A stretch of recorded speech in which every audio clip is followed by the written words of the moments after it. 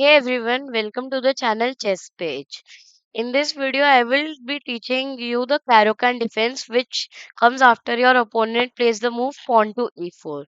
Now, usually you play this move pawn to e5, but this is very bad because your opponent has a variety of options like the king gambit, playing normal and then going for the Scotch game, the Ponziani game, the three knights, four knights game, the Italian game, the Roy Lopez game, going for the Scotch gambit, the bishop's opening, etc. etc. So to stop all this, you can play this move which is pawn to c6 and enter the Caro-Kann defense. This is the best opening you can play after e4 if you are a beginner to intermediate player. Your opponent usually plays d4 and you just play d5. If your opponent plays some other move instead of d4 like this move or something like this knight move or this knight move, you just go for the same plan and attack with d5. For now, your opponent has played this move pawn to d4. Now there are basic three variations which you need to know. I will show you one more variation which is the fantasy variation. So the basic three variations are if your opponent captures, if your opponent advances the pawn, or if your opponent defends the pawn. Now, if your opponent captures, this is the easiest variation, also known as the exchange variation. So now you have to just follow a simple game plan. This game plan is usually the same for all the variations in the Caro-Kann. You pin with the bishop. In the exchange variation, usually you just play the queen side knight, and then you pin this knight. Your opponent unpins. You just close this pawn chain. If your opponent castles, you move this move. Now you have to wait for your opponent for playing this move pawn to h3. The moment your opponent plays this move, you just trade your bishop for the knight. If your opponent doesn't play this move, you just continue with the normal development plan. Your opponent plays something and now you castled. So this will be your basic setup if your opponent hasn't played the move h3. And here, if your opponent had played the move h3, usually your games will look like this. Now here your opponent, instead of playing this knight move or this knight move first, your opponent can play something which is known as the Panov attack, which comes after your opponent plays a pawn to c4. Then you just play knight to c6, and your rest game plan remains the same. Just this time, don't move your bishop to d6 and move your bishop to e7 and then castle.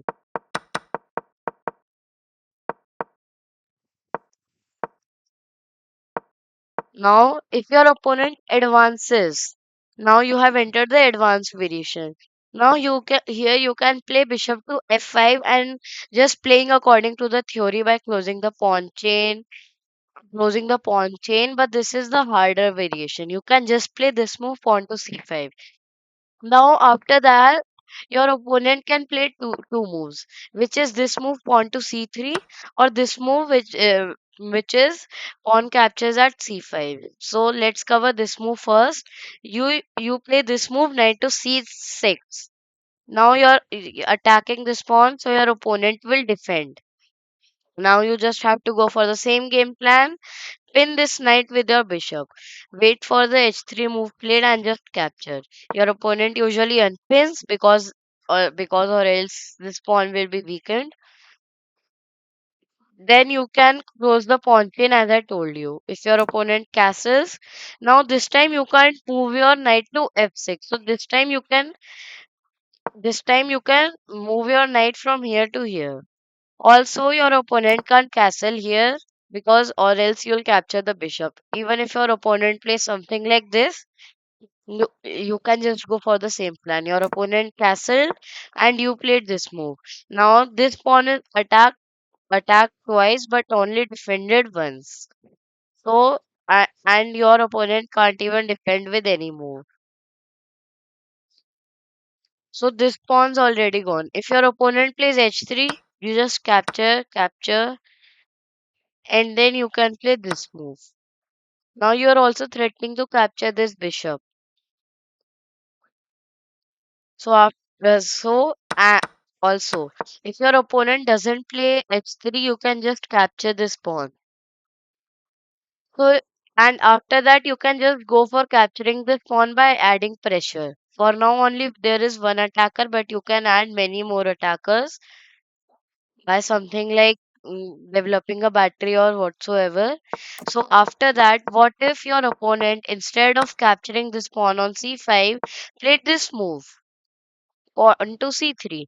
Then we would go with the same plan, attacking this pawn once more. Your opponent usually plays this move, you capture, your opponent recaptures. If your opponent captures with the knights, it's okay for you, you just capture and recapture. Now, it won't do it usually because it has pushed this pawn just to capture it. So now here you have to go with the same plan, pinning this knight. Now your opponent usually unpins, you close the pawn chain, your opponent castles. Now you can go with the same thing, but this time instead of playing the knight here, you can play this knight to f5 so that now this pawn could be double attacked.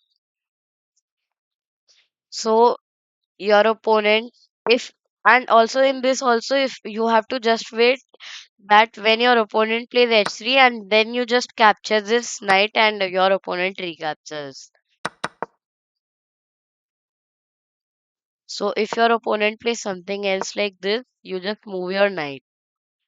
Here there is one more move after this bishop move, which is this. Now this pawns also attack.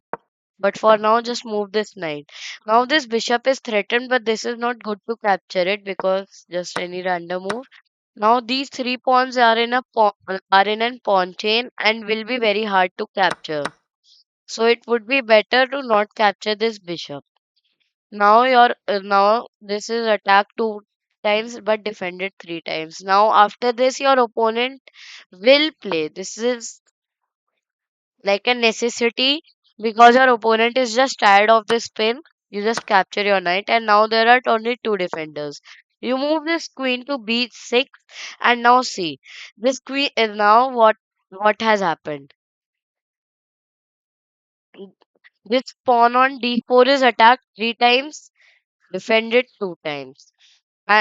Defended two times in the red arrows and attacked in the green arrows. Also, your queen now attacks this pawn, and your opponent can't save both of them at the same time. Now, if your opponent saves, it does this, capture, recaptures, and now instead of capturing with the knight, you capture with the bishop. You are doing this so that your opponent has to now capture with his queen, or else you will just win the rook. Now, after this, you play this. Now, your opponent can play anything. Let's suppose your opponent played something like this. You can go for this check. Now, see, your opponent king has been weakened. Also, look at your pawn chain. You can just move these some pawns, and now all your pawns will be defended, and the base pawns will be defended by the rooks and the king. Also, you have one extra pawn. So this is all about the advanced variation. Now let's suppose your opponent, instead of playing both variations, just defended with the knight to c3. Now what you can do, you just capture, your opponent recapture. Now you can play knight to f6, this move or this move. So I would recommend you to play this move, knight to f6. Now if your opponent captures, you just recapture. Now your basic plan will be usually, as your knight can't go here this time, you will move your bishop, castle, put your rook on the open e file and put your knight on this square f1. Also, as usual, you have to just develop this bishop pin. pin this knight with your bishop. For example, your opponent plays this and you have just pinned this knight with your bishop. If your opponent attacks, you just captures and then uh, castle. Oh, sorry. If your opponent also castles, you just take this fi- open file. Now, if your opponent even develops, he can't develop like this. You just play these knight moves so that your knight can go to f1. Now, if your opponent played something, now your knight is at f1, and this will be your usual basic setup if your opponent captured your knight.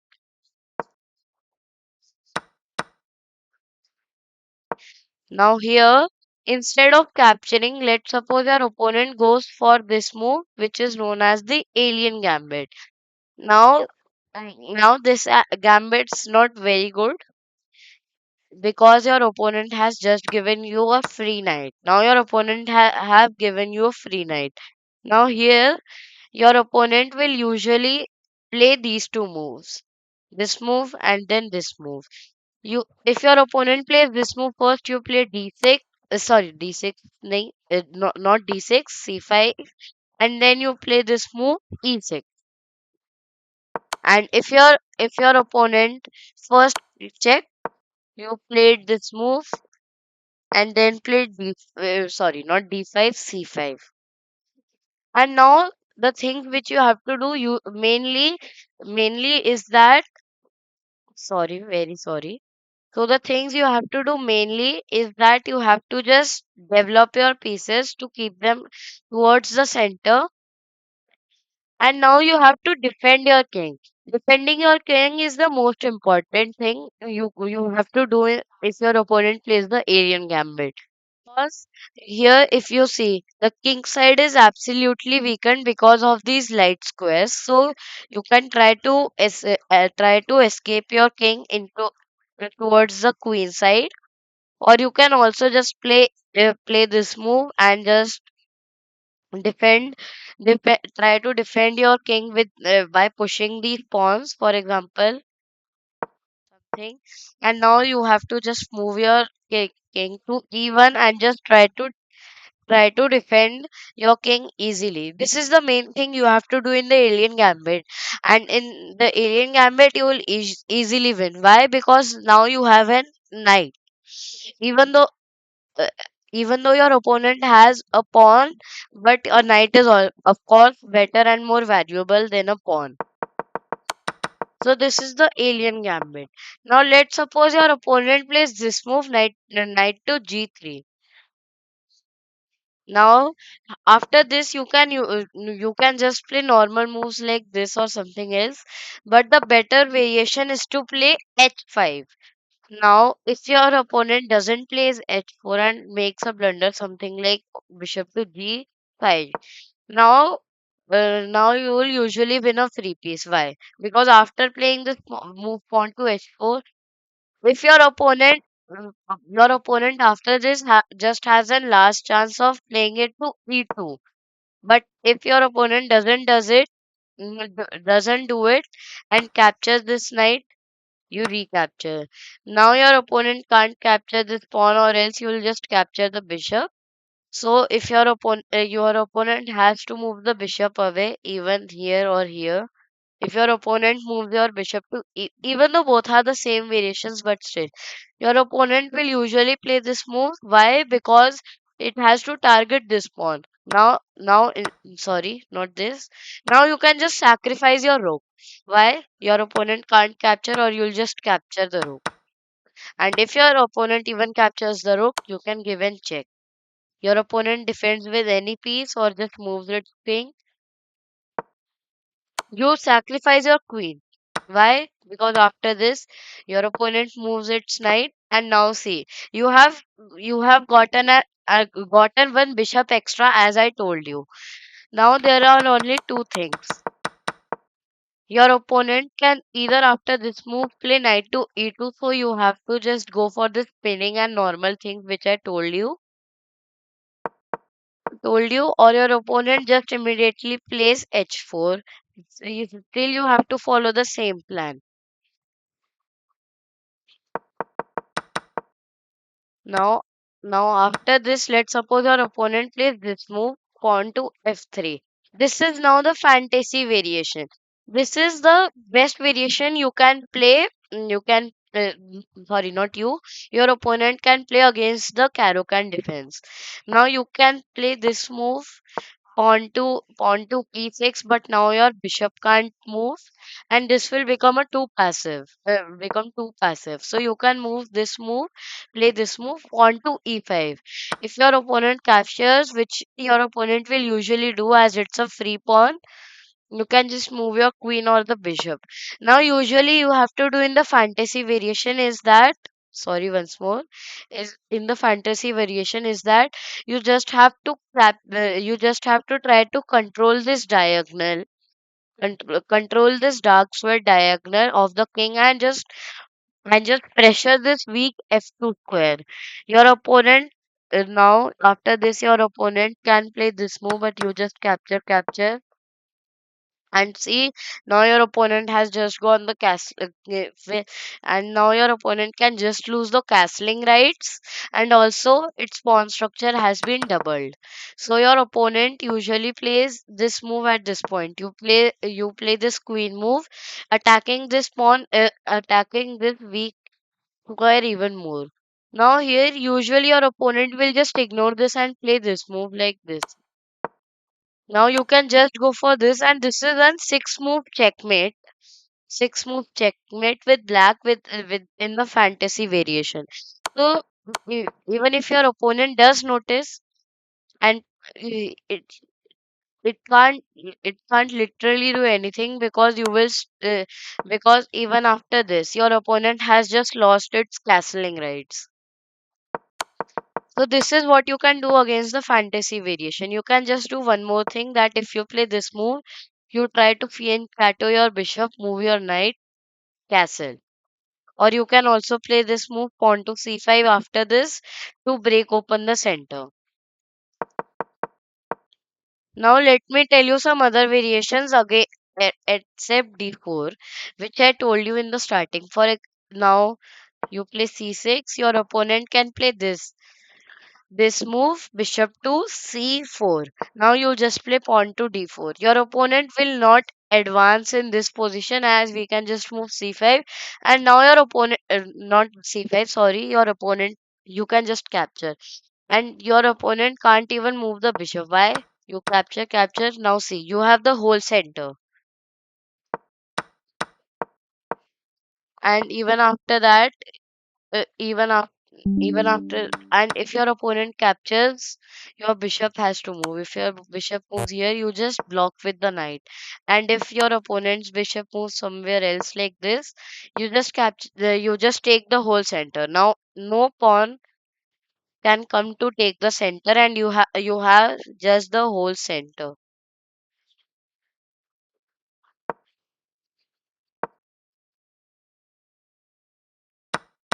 Now if your opponent plays something like this, now this is the two knights attack. You just capture in the classical variation. Now here you have to play like the classical variation, except now if your opponent plays this move, now you can just play. Now you have to just pin, move this pawn, bishop, castle, and go for the normal plan. Here you can't play this move h5. So now these are all mainly variations which your opponent can play against d4. Your opponent can even though play something like this, which is the accelerated Panov attack, but you just have to go with the same plan. Now here your opponent can play something like this d4, now, and see, now you have entered the main Panov attack. You just move this knight, and now see, this is just the exchange variation, and your opponent has played the Panov attack. Usually this happens. And even if your opponent captures, you just recapture, and see, now you have an queen. Even though your opponent gets this tempo, you just move your queen back. Now, even though all your pieces are here, But what have you got? You have just gotten free pawn, and your opponent has literally nothing you can do about it. Even if your opponent plays this move, pawn to d5, so that you can't take over the center, you can just move your knight. Your opponent moves, you pin. And just go for normal opening principles. Now here just try not to blunder and attack on the queen's head. This is all about the Caro-Kann variation. If you like the video, please like and subscribe. So now if you are still watching the game after the outro, let me tell you an example game. The white played e4, black played c6, entering the Caro-Kann defense. White played d4, d5. The opponent played the advanced variation and black played c5. The opponent, instead of capturing this pawn, played this move pawn to c3, and we attacked with the knight. The opponent plays knight to f3, and we just pin this knight. Then unpinning, and then we just played this pawn and had and black had an pawn chain. Opponent castled. We played knight to e7, aiming for this move. Opponent plays this move pawn to h3. We capture. Opponent recaptures, and we just go for this plan, which is knight to f5. Opponent play this move. Sorry, not pawn. Bishop to e3. But then we played queen to b6. Now, now we are just attacking this pawn three times, and it is also defended three times. But the thing is that this pawn's also attacked. So after this, your opponent does this capture. Now see, we have just gained one pawn extra. And after this, the opponent played a normal move, and we just attacked this knight. The knight got pinned, and after that, we played knight to c6, attacking this pawn. Then the opponent played this, and we just played bishop to c3. So now this pawn's again attacked two times, but only defended once. So now this pawn's also going, as there is no other way to defend it. Opponent played this move, and the black played this knight move to capture the pawn. Opponent then played this move, and then we captured the bishop. Now if the opponent captured with the knight, we just have captured the rook. Then the opponent just played some king move. Now after this, just some trading happened, and then here we got a fork of two pawns. Opponent saved this pawn, so black captured this pawn. Then then white played king to g2, and black attacked this pawn. White played b5, and then the white played b5, and then black played king to d6. Then some normal moves happened. After this, the opponent checked. We checked this again. Why did we do so? So that now see, just a second. If white captures, we just recapture. Now white threatens this rook, so the rook comes to a3, attacking this pawn. Now there is no way to save this pawn, so black captured this pawn. Now white had the plan of doing something like this. It was double attacking this pawn on e5. But then black played pawn to f3. And then white does this mistake of capturing this pawn with the rook, and then the opponent played pawn to f3. Now after this, there is no way to say make make promotion and finally mate, because we haven't rook and then queen extra. Even if we try to trade the rook with the rook, we haven't queen extra, and if the queen with the rook, we just have a rook extra, and we can easily win the game. So white here resigned. Now you might and we dominate the game with black after the move e4 with the Caro-Kann defense. Now let me give you the final intro. Thanks for watching. If you like this video, please like and subscribe and share the video with others. Thanks.